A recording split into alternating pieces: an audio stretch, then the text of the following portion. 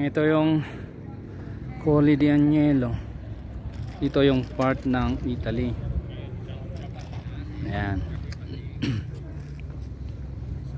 Ito siya, oh, ang ganda ng Italy. Ito namang banda dito, yun to, part na ng France po ito. Ito yung dadaanan namin pababa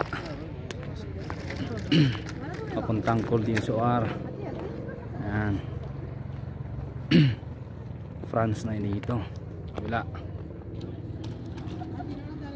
Thanks God, karating ng maayos.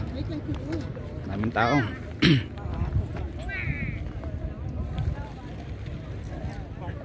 2,744 ang dislibelo niya.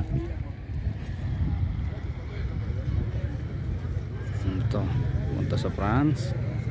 Ito sa kabila ay Italy.